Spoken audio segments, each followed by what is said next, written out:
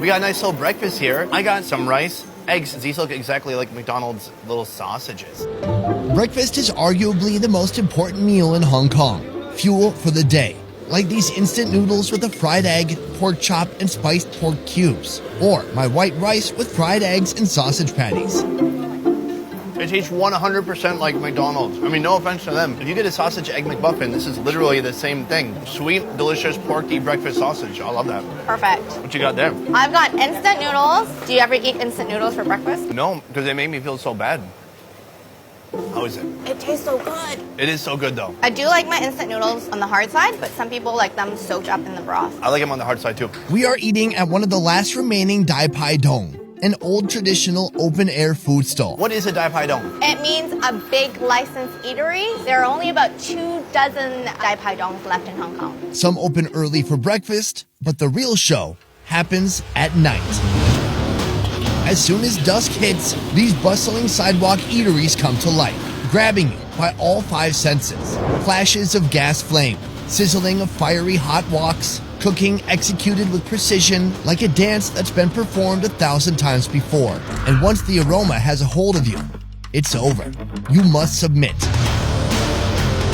That is Dai Pai Dong most every day, but not today. At around very early in the morning, I got a call from the owners of the Dai Pai Dong saying that they were not going to open today because a lot of their workers were not able to get to the restaurants because the MTR line is down due to the escalating protest situation today. On the night of July 21, when anti-government protesters were exercising their supreme right after every... For over 6 months, protesters have been taking to the streets after growing concerns of an extradition bill that was introduced in February. Hong Kongers feared the legislation would subject residents and visitors to the jurisdiction and legal system of mainland China. In September, that same bill was officially withdrawn. But what started as a protest over legislation has now become a movement for something much bigger. A fight for democracy. For a while, the protests were on schedule, usually taking place on weekends. Since we landed, all bets are off. Are tourists being targeted in any way? I don't think tourists are being targeted in any way. None of the protest areas have been like tourist attractions, but their travel plans might be affected. So for example, today, if the MTR is not running, it was hard for us to get a taxi, or even the Uber was uncertain to how far he would be able to get us to this location. Now what?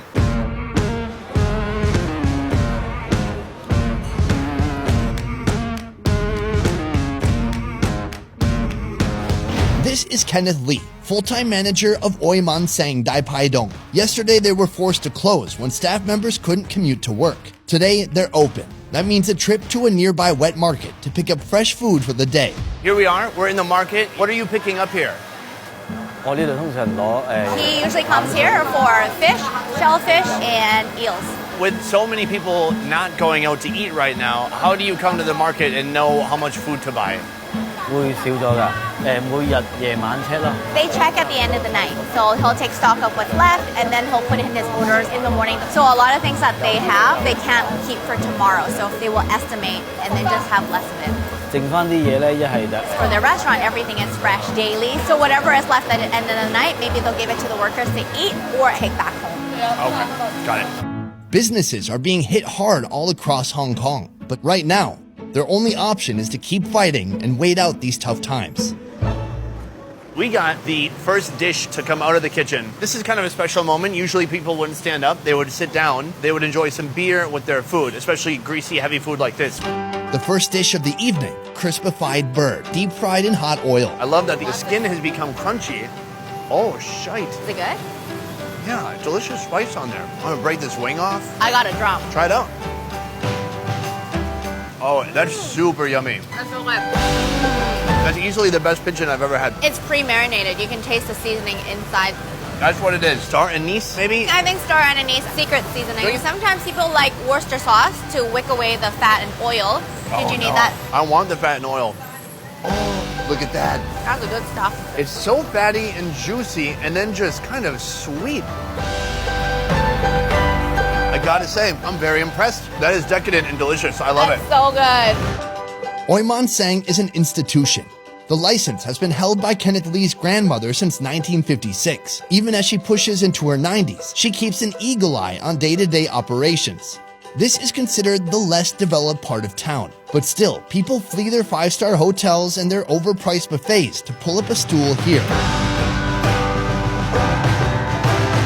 Our final Dai Pai Do experience here, we can see the flame kissing your cheek right now because there's so much stir fry, there's so much wok-based food, That's the wok hei we talk about. including these duck tongues. Deep-fried duck tongue. After frying, it's wok-tossed with garlic, red chilies, spring onions, salt, sugar, and chili oil, with more fried garlic and cashews thrown in too.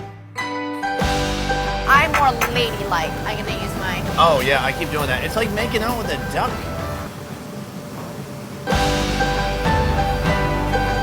Did you know there was going to be a bone in there? Yeah, tongues have bones. It'd be hard to eat that one. But man, it's delicious. This is like classic drinking food. Oh my god. The skin is just crunchy, fatty, oily. A beautiful blend of spices on there. Quite spicy. They add a little bit of chili oil at the end. It sets my mouth ablaze a bit, but it just makes you want some more beer.